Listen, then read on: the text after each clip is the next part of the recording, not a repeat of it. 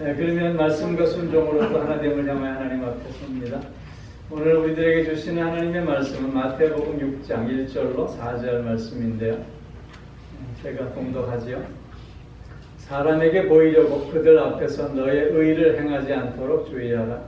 그리하지 아니하면 하늘에 계신 너희 아버지께 상을 받지 못하느니라. 그러므로 구제할 때 외식하는 자가 사람에게서 영광을 받으려고 회당과 거리에서 하는 것 같이 너희 앞에 나팔을 불지 말라. 진실로 이르노니 그들은 자기 상을 이미 받았느니라.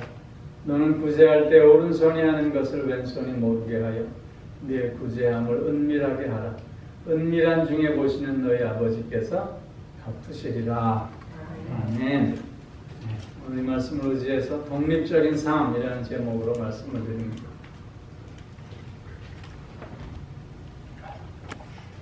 오늘이 미국 독립기념일이죠. 역사를 보니까 1776년 7월 4일에 동부의 그 13개 주 대표들이 모여서 그 독립선언문에 사인한 것을 기념하는 그런 날이라고 합니다. 독립한다는 것은 그냥 이루어지는 건 아니죠. 많은 대가를 치르고 또 희생을 치러야 하는 것입니다. 영국과의 독립전쟁을 열심으로 또 많은 사람들이 희생했고요. 또 우리 한국도 1919년 3.1 독립선언문을 발표한 후에 많은 사람들이 피를 흘리지 않았습니까? 그러나 이런 큰 희생과 대가를 치른다 할지라도 그 어떤 것과도 바꿀 수 없는 큰 가치와 의미가 바로 독립이 아닌가 합니다. 한 나라의 국가만이 그렇겠습니까? 우리 개인의 독립도 역시 마찬가지가 아닐 수 없습니다. 종속적인 삶을 살면 남이 하려는 대로만 하면 됩니다. 고민하고 자시고 할 것도 없죠. 누군가로부터 독립한다는 것, 또 무엇으로부터 독립한다는 것, 그렇게 녹록한 것 아닙니다. 그냥 살아온 습관대로 그냥 살면 별 문제가 없는 것이겠죠. 그러나 독립을 결단하고 독립을 향해서 발걸음을 옮기게 되면 고행이 시작이 되어지는 것이죠. 왜냐하면 새로운 길을 가야 하기 때문입니다. 왜냐하면 늘 변화의 삶을 살아야 하기 때문인 것이죠. 독립된 삶을 산다는 것은 그래서 내가 결정한 모든 것에 대해서 스스로 책임을 지는 삶을 살아간다는 뜻입니다. 인간은 의존적입니다. 혼자서는 살 수 없는 존재들이죠. 그러나 그럼에도 불구하고 독립적이어야 한다는 것입니다. 왜냐하면 종속적인 삶에는 참된 자유와 행복이 없기 때문입니다. 혼자서는 살 수 없습니다. 그렇죠?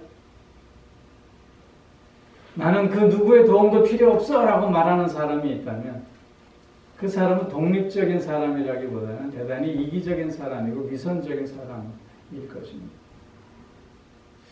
나는 너의 도움이 필요해. 그리고 나도 내가 도움이 필요할 때 기꺼이 너를 도울 거야. 이렇게 얘기하는 것이 더욱 독립적인 삶의 모습이 아닐까 합니다. 독립적이라고 하는 것은 그래서 내 마음대로 한다는 의미가 아닙니다.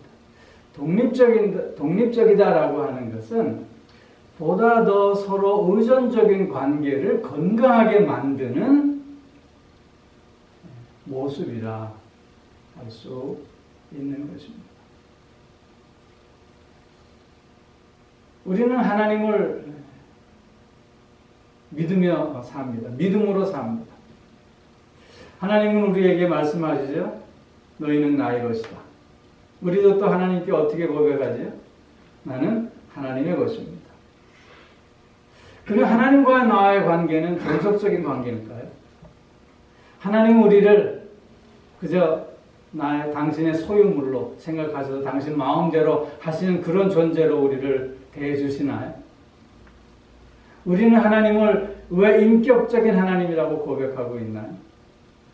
그것은 하나님께서 우리를 인격적인 존재로, 독립적인 존재로 상대해 주시기 때문인 것입니다. 하나님은 우리에게 자유의지를 주셔서 자신의 스스로의 선택을 통해서 하나님과의 독립적인 관계를 맺기를 원하시는 것입니다. 그렇게 우리는 하나님과의 관계 속에서 하나님을 믿고 하나님을 의지하는 삶을 살아야 함이 분명하지만, 그러나 믿는다고 하는 것이 결코 종속적이라는 개념이 되어서는 안 됨을 우리는 또한 생각할 수 있어야 하는 것입니다. 하나님 앞에 독립된 자로 설 수 있어야 합니다. 왜냐하면 하나님께서 우리를 그렇게 도와주시기 때문인 것이죠. 그렇게 우리를 대해 주시기 때문인 것입니다. 오늘 본문은 산상수훈 예수님의 말씀 가운데 하나인데요. 오늘 본문의 내용이 뭡니까? 사람들 앞에서 내 의를 드러내기 위해서 행동하지 말아라 말씀하고 있는 것입니다. 사람들 앞에서 자기의 의를 드러내기 위해서 하는 행동은 거짓되고 위선된 행동이라고 예수님은 지금 지적해 주시고 있는 것입니다. 당시에 유대 사회에서는 3대 종교 의무가 있었습니다. 그 첫째가 구제였습니다. 둘째는 기도였고 셋째는 금식이었습니다. 이것은 하나님을 믿는 유대인들이 하나님 앞에 더욱더 독립적인 존재로 나아가 하나님과의 더욱더 긴밀한 관계를 맺기 위한 하나님의 말씀이었습니다. 그런데 당시의 종교 지도자들을 비롯한 많은 사람들은 이 3대 종교 의무를 자신의 의를 드러내는 수단으로 삼아버리고 말았다는 것입니다. 그래서 오늘 본문 말씀에서 예수님은 자신의 의를 드러내는 이 행위는 거짓된 행위이고 올바른 믿음의 행위가 아님을 밝혀주고 있는 것입니다. 오늘 본문 속에 나타난 유대인들의 모습을 우리 반면교사로 삼아서 오늘 우리가 살아야 할 독립된 삶의 모습, 독립된 삶의 내용이 무엇일까를 확인해 보면 우리의 삶을 더욱더 하나님 뜻에 맞는 삶으로 나아가는 그런 시간이 되실 수 있기를 소망합니다. 독립된 삶이란 오늘 본문을 통해서 확인해 볼 수 있는 그 첫 번째는 변화와 성숙의 삶을 통해서 인격의 성장을 이루어 가야 한다는 것입니다.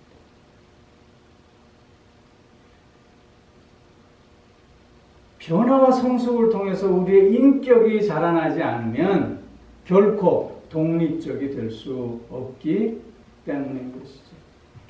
여러분, 어린아이들이 커가는 모습을 우리가 보면 확인해 볼 수 있습니다. 어린아이들은 어려서는 어떻게 하죠? 대단히 의존적입니다. 오히려 의존적이보다 종속적이라고 할 수 있습니다. 그런데 이 어린아이들이 자라고 자신의 인격을 갖춰가면서 어떻게 됩니까? 독립적인 성향으로 변화되어져 갑니다. 즉, 인격이 자라야지만이 독립적인 삶을 시작해 갈 수 있다고 하는 것입니다. 단순히 나이가 든다고 해서 인격이 성숙해지는 건 아닌 것이지. 즉 인격이 성숙해질 때만이 바르게 독립적인 삶을 누릴 수 있게 된다고 하는 것입니다. 바르게 결정하고 바르게 선택하고 바르게 행동할 수 있게 되는 것이기 때문이죠. 그렇기에 독립적인 삶을 추구한다고 하는 것은 끊임없이 변화와 성숙을 추구하는 삶이 되어질 수 있어야 한다는 것입니다. 여러분, 지나온 삶을 이렇게 돌이켜보면 의존적인 삶에 더 가깝습니까? 아니면 독립적인 삶에 더 가깝습니까? 여러분 어떠세요? 아니면 둘 다입니까? 때로는 의존적일 때도 있고 때로는 독립적일 때도 있을 수 있겠죠. 왜냐하면 우리는 그런 존재들이기 때문인 것이죠. 그런데 나의 인격의 성숙을 통해 사람들과의 관계 속에서 살다 보면 그 사람들과의 관계 속에서 나의 지경이 점점 넓어져감을 우리는 확인할 수 있게 되는 것입니다. 여러분, 왜 우리가 늘 말씀 앞에 서야 하지요? 왜 우리가 항상 기뻐하고 쉬지 말고 기도하고 범사에 감사하는 삶을 살아야 하지요? 왜 우리가 그리스도의 장성한 분량에까지 자라가는 삶을 살아야 하는 것이지요? 왜? 그것은 변화와 성숙을 통해서 나의 신앙 인격을 키워가기 위함인 것입니다. 나의 신앙 인격이 커가면 커갈수록 거기에는 더 큰 자유가 허락되어지고 그 자유를 통해서 더욱더 건강하고 행복한 독립적 삶을 살아갈 수 있게 되기 때문인 것입니다.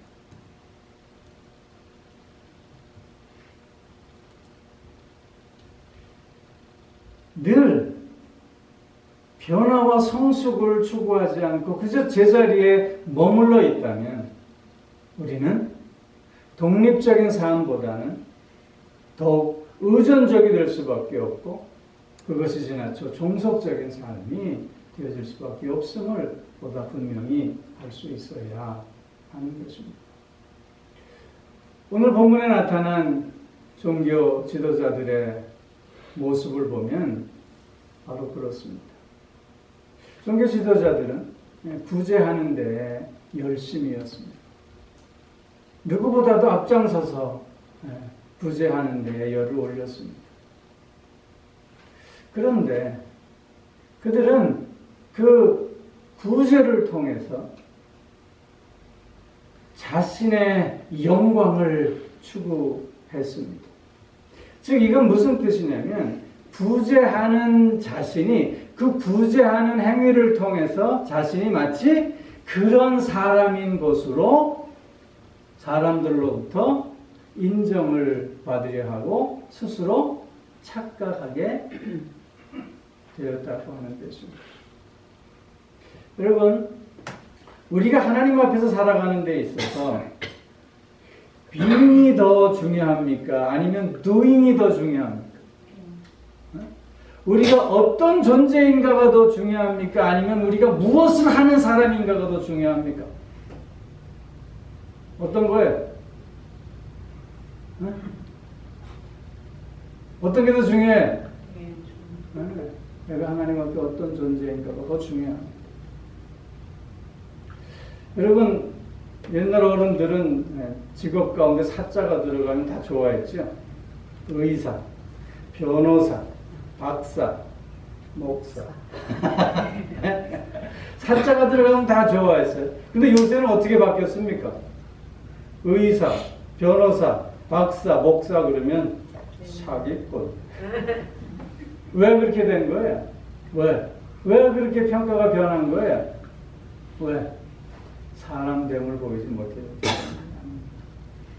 무엇을 하는가가 중요한 게 아니라 그가 어떤 사람 됨됨이를 가졌는가가 훨씬 더 중요하다는 거예요. 그래서 먼저 뭐가 되라고요? 인간이 되어라 그러잖아요. 사람이 되어라 그러잖아요. 그 뜻이 무엇이겠어요? 즉 나의 성숙한 인격의 열매로 나타나는 행위들이어야 그게 의미가 있고 거기에 가치가 있는 것이지, 뒤집어서 내가 하는 행위로 말미암아 내가 마치 그런 사람인 것처럼 비춰주기를 원하는 것이라면 그것은 하나님 앞에 거짓된 모습이고 의미 없는 일임을 오늘 본문은 우리에게 보여주고 있는 거예요.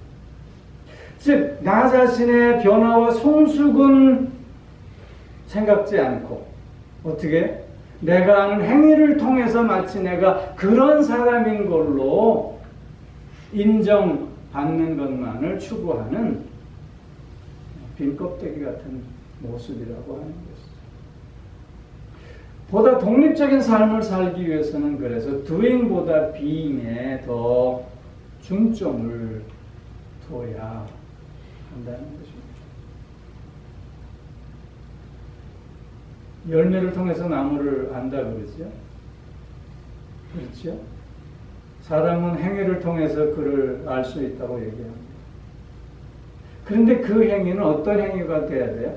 그의 인격의 성숙의 열매를 통해서 나타나는 행위가 되어져야 한다는 것이죠. 제가 어떤 글을 읽었는데요. 자기가 목사 일을 하면서 맨날 지가 목사인 줄 아는데 그게 무슨 뜻이겠어요? 늘 자기가 목사인 척 한다는 거죠. 그러니까 목사라고 하는 것은 그 일을 하는 그거잖아요. 그러면 그 일을 하는, 그게 마치 나인 것처럼, 진짜 나인 것처럼 그렇게 착각하면서 한다는 거예요. 여러분, 무슨 말인지 이해가 되세요? 그 목사라고 하는 그 일을 하기 전에 먼저 하나님 앞에 내가 어떤 존재인가를 늘 확인하고 그런 나의 변화와 성숙을 통한 신앙의 인격을 키워 가지 않으면 그것은 다 하나님 앞에 헛된 일이 되고 만다는 것을 지적하려고 하는 아픈 글이었어요. 여러분, 우리도 마찬가지 아닙니까? 내가 하는 그 행위가 정말 나의 신앙의 성숙의 열매를 통해서 나타나는 행위인지, 아니면 그 행위를 통해서 내가 마치 그런 사람인 것처럼 보여지고 싶은 건지, 우리는 스스로에게 확인할 수 있어야 하지 않겠느냐 하는 것입니다. 독립된 사람은 늘 변화와 성숙을 그래서 추구하는 사람일 수밖에 없는 것입니다. 남들이 나를 어떻게 생각할까에 늘 초점을 맞추고 있는 사람은 결코 독립적인 삶을 살아갈 수 없는 것이기 때문입니다. 여러분, 그렇게 늘 우리가 변화와 성숙을 향해 달려나가는 자들이 되어야 할 줄로 믿습니다. 늘 나 자신을 보다 키워내는, 보다 넓혀내는 우리들의 삶의 자세와 또한 욕구가 요구되어지는 것입니다. 그런 삶을 통해서 정말 하나님께서 원하시는 독립적인 삶을 온전히 누리는 우리가 되어졌으면 좋겠습니다. 또 하나는 독립적인 삶을 위해서는 자존감을 높일 수 있어야 합니다. 자존감. 즉 하나님의 눈으로 나 자신을 볼 수 있어야 돼요. 하나님이 나를 어떻게 보시는가를 확인하고 그 하나님이 보는 나를 나도 수용할 수 있어요. 그래서 나 자신을 받아들이고 나 자신을 믿고 나 자신을 사랑할 수 있어야 된다고 하는 것입니다. 자존감을 높이라라고 하는 것은 그래서 나의 나됨을 하나님의 은혜라고 고백하고 있는가를 묻는 거예요. 하나님 앞에 나는 어떤 존재인가를 확인하는 거예요. 자존감을 높인다고 하는 것은 그래서 상대방으로부터 나는 참으로 자유로운가를 묻는 거예요.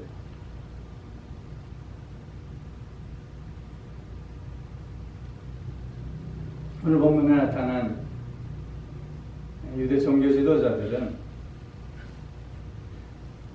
나팔을 불면서 구제를 했습니다. 나팔을 불면서 구제한다고 하는 것은 자기가 한 행동을 떠벌리고 있는 거예요. 그래서 그 행동을 통해서 다른 사람들로부터의 주목을 받기를 원하고 인기와 명성을 얻기를 원하는 거예요. 그래서 어떤 분은 이렇게 표현했어요. 저들은 주는 척하지만 오히려 받으려고 하는 자이다. 겉으로는 주는 사람이지만 속으로는 진짜 뭐예요? 받으려고 하는 사람이다.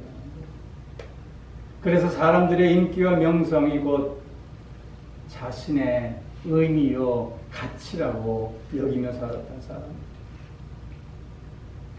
여러분, 세계적인 스타들의 마지막이 행복한 사람이 별로 없는 거 다 아시죠? 왜 그럴까요? 인기와 명성이 있을 때는 마치 세상이 온통 자기 것인 줄 알았는데 인기와 명성이 사라지고 사람들의 주목에서 점점 멀어지다 보니까 어떻게 돼요? 자신의 삶의 의미와 가치를 상실해버리고 마는 거예요.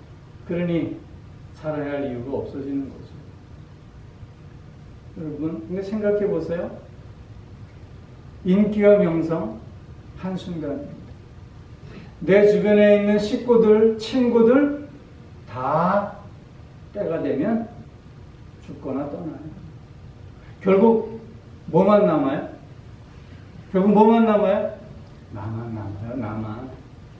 결국 나만 남아요. 그런데 그 나에 대해서 내가 가치를 부여하지 못하고 의미를 부여하지 못한다면 그게 무슨 소용이 있겠어요? 그 삶에 어찌 자유가 있고 그 삶에 어찌 행복이 있고 그런 삶에 어찌 독립적인 삶의 열매들이 나타날 수 있겠느냐 하는 것입니다.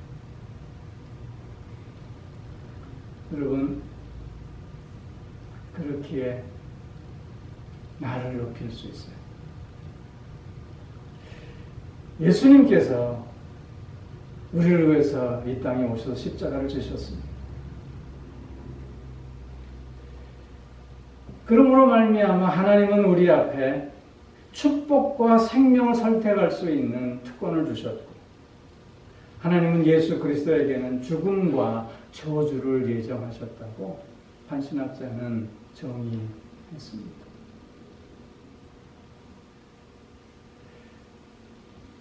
하나님은 나를 위해서 당신의 독생자 예수 그리스도를 희생해 주셨습니다. 그게 나의 의미입니다. 그게 나의 가치입니다. 이런 나의 의미와 나의 가치를 내 스스로가 인정하지 않다면 누가 인정해 주겠느냐 하는 것입니다. 여러분, 우리는 yes라고 말하는 것과 no라고 말하는 것 중에 뭐가 더 어려워요? no라고 말하는 게 참 어려워요. no라고 말하기를 많이 주저하게 돼요. 왜냐하면 상대가 나를 이기적이라고 생각할 수 있지 않을까 하는 염려 때문이겠지요. 근데 여러분, 이렇게 생각해야 돼요. 그것은 이기적인 것이 아니라 독립적인 것이다. 그 의미를 여러분 한번 깊게 생각해 보실 수 있어요. 이기적인 것이 아니라 독립적인 것이다. 왜냐하면 내가 독립적이 될 때 그 관계가 더 풍성해질 수 있기 때문인 거예요. 이기적인 것과 독립적인 건 다른 거예요. 독립적인 것은 나의 자존감 속에서 나타내는 거예요. 그렇게 독립적인 삶을 사는 사람들은요, 자신의 삶을 나눔으로 그 삶의 기쁨과 의미를 더해갈 수 있게 되는 거예요. 여러분 오드리 헵번 아시죠? 세계의 여인, 모든 남성의 여인. 그 오드리 헵번은 다른 톱스타들과 달리 늙어가면서 더욱더 아름다움을 우리에게 보여주었습니다. 그 자신도 암투병을 하면서 자신의 도움이 손길이 필요한 세계 온갖 오지를 마다하지 않고 찾아다녔습니다. 유니세프의 대사였습니다. 자존감이 높은 사람은요, 자신의 가치를 높이려고 하는 사람이 아니라 자신의 가치를 나누려고 하는 사람이라는 거예요. 그게 독립적인 삶이라는 거예요. 독립적이지 않고는 자기 자신을 결코 나눌 수 없습니다.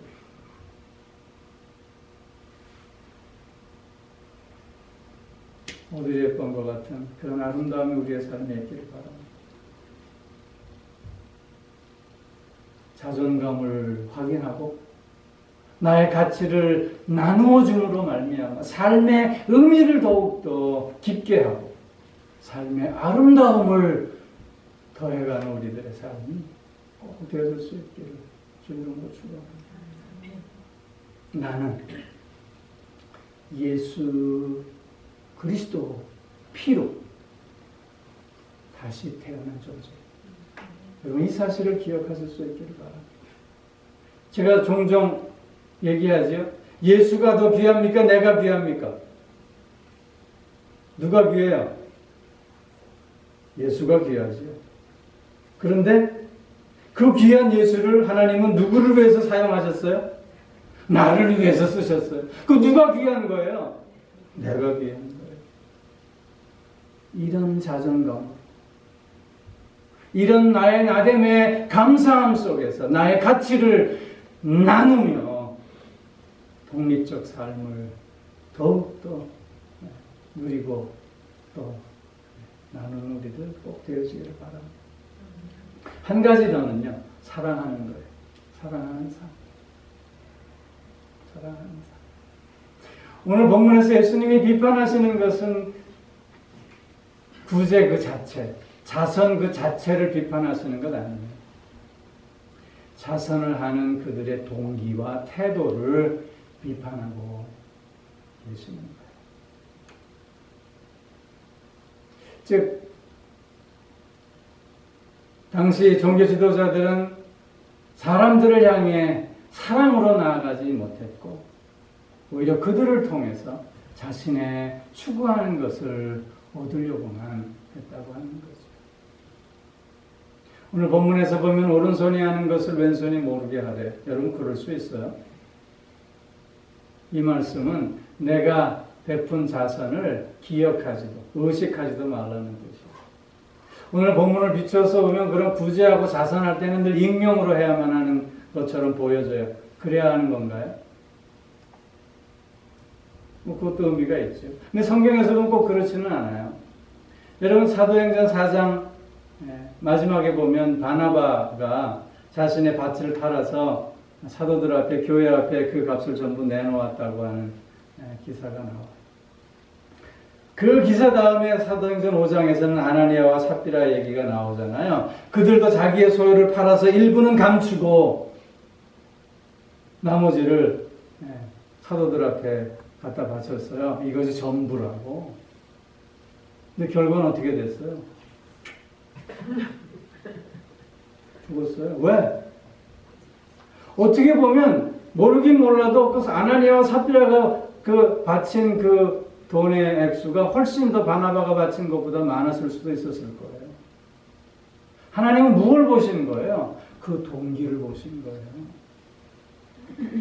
정말 교회를 사랑하고 사람들을 사랑하고 하나님을 사랑하는 마음으로 그것을 드렸는가? 아니면 자신의 영광을 위해서, 자신의 인기와 명성을 위해서 그랬는가를 보시는 거예요.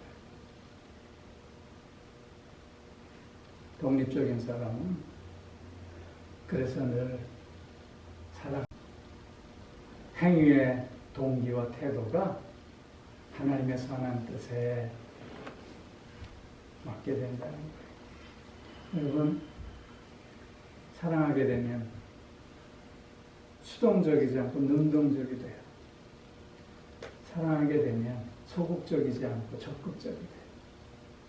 사랑하게 되면 내가 먼저 다가가는 주도적이 되지 결코 피동적이 되지 않아요.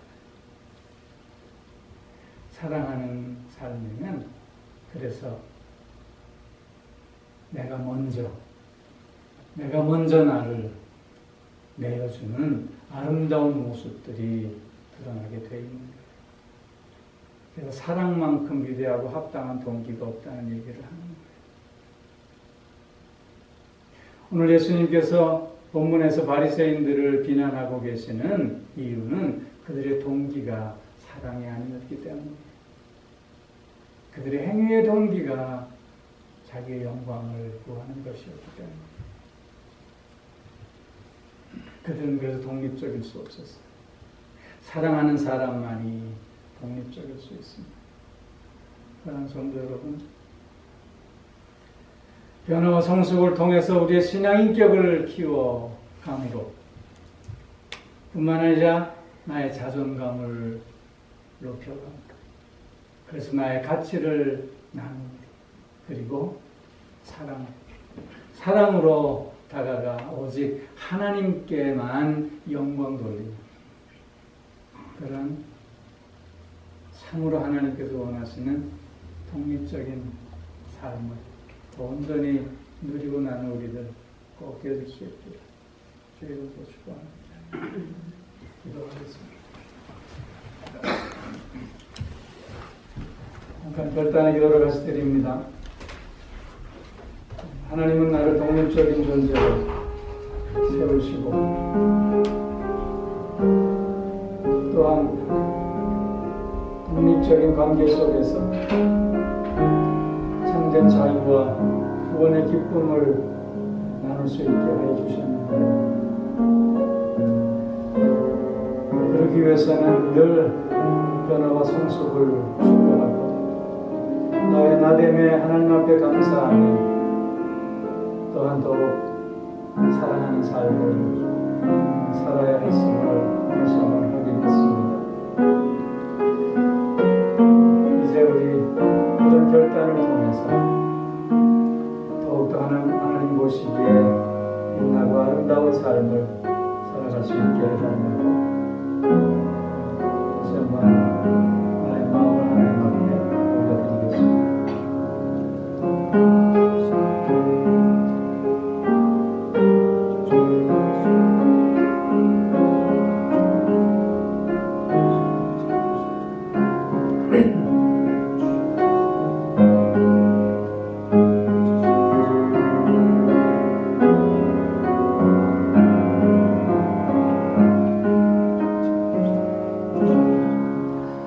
사랑과 은혜가 공성하신 아버지 하나님,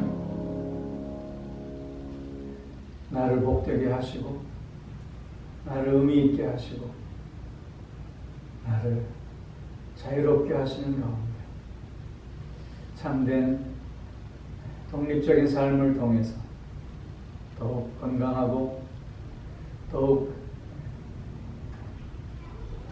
하나님께 영광 돌리는 삶을 이어갈 수 있게 하여 주시니 참 감사를 드립니다.